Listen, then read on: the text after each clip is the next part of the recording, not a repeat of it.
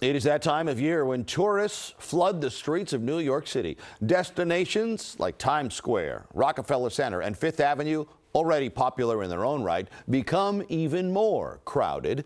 Tourism creates hundreds of thousands of jobs and generates billions in tax dollars.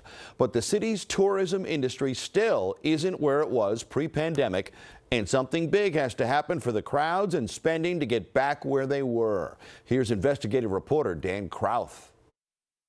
From Lady Liberty to the holiday light displays, the visitors are back, coming from states like Kansas. It's iconic. You got to do it, right? Macy's, Rockefeller, we got to see it all. But also from countries across the world. Where are you visiting from? I'm from Thailand. Thailand? Yes. And as far away as New Zealand. So much of the last 3 years has just been inside, right, and not being able to travel anywhere.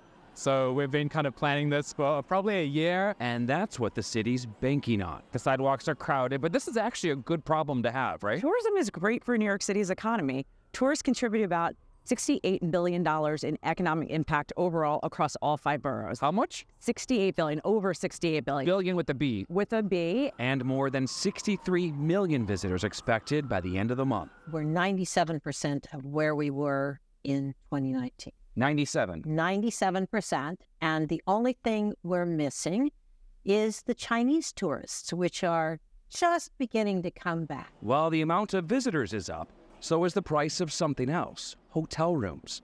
The average daily rate is $30 more a night than 3 years ago.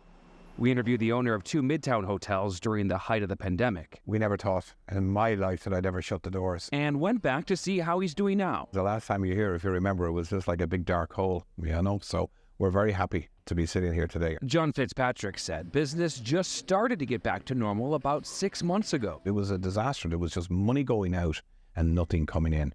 But thank God it's moved back. It's coming back. Citywide, there are fewer hotel rooms available due to the migrant crisis and dozens of hotels that shut down during the pandemic and never reopened. While Fitzpatrick was able to hire back all of his workers, about 20,000 citywide are still unemployed. We're still not back where we should be. But by the time the ball drops in 2025, the city will have something else to celebrate. So a year from today, you think it could be busier than pre-pandemic? Absolutely, and that's really our goal. Dan Krauth, Channel 7, Eyewitness News.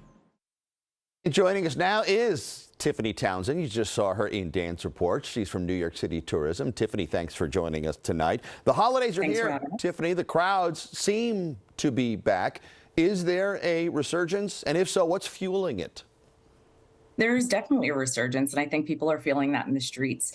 We are expecting to have an increase in tourism over where we were this time last year in 2022. So we're expecting, as with our current estimate, over 60 million travelers to come to New York City by the end of this year. And right now, we're also in the peak of the peak, I would say. We're expecting about 7 million travelers alone to come to New York City between Thanksgiving and New Year's Day. But again, Tiffany, to what do you attribute the resurgence?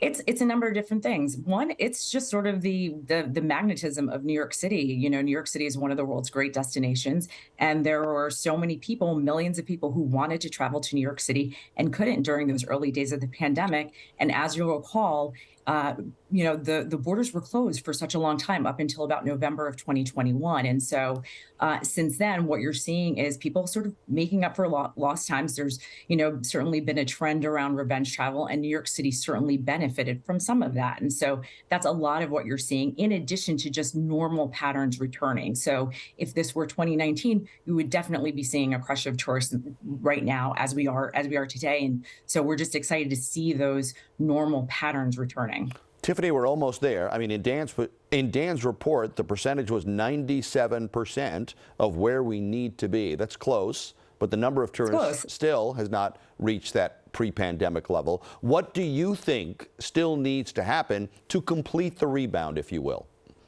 There are a couple of different factors. One, as we heard in the segment in the lead up to this, China was a very important market. It was actually our number 2 international market in 2019. And it's always been a consistently strong market for New York City, and that hasn't fully returned. As you may recall, China is one of the last markets to really open back up and resume its travel. So that is certainly an issue. And business travel isn't fully back as well yet. And so for New York City, we typically see about 20% of our visitation is actually business travelers. And so that is also a little bit of a missing link in the equation in terms of what needs to happen in terms of resuming travel. Have you generated a specific marketing and promotion response specifically for the Chinese people?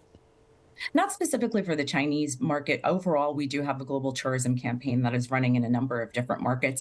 And then we are continuing to push programs that we've long had since before the pandemic. So things like our winter outing program, which will include Restaurant Week, Broadway Week, Must See Week, and Hotel Week, actually. And that's going to start in January, which is typically a slower period, a shoulder period for New York. And so we're bringing back those programs, or I should say amplifying actually those programs that we've always had that we never really discontinued. We just sort of changed them a little bit and tweaked them a little bit in order to address where we were over the last couple of years during the pandemic. And what you'll continue to see is us bringing back those programs and really figuring out how to make them stronger, more expansive, and figuring out ways to draw more folks in, both visitors and locals. Tiffany, from your perspective, what do people thinking about visiting New York City really need to know? I think they need to know that now is the time to come. If you haven't been recently, New York City is a place that is really ever changing. And so the last time you were here was, 2018 or 2019, the city is a different place. There are great new attractions. There are new shows on Broadway. There are so many new things to do. So it's always a good time to come. And there's always great ways to maximize your budget, no matter what budget you're traveling on to visit New York City. All right, Tiffany Townsend from New York City Tourism. Thanks so much for joining us tonight, Tiffany. Thanks. Happy holidays.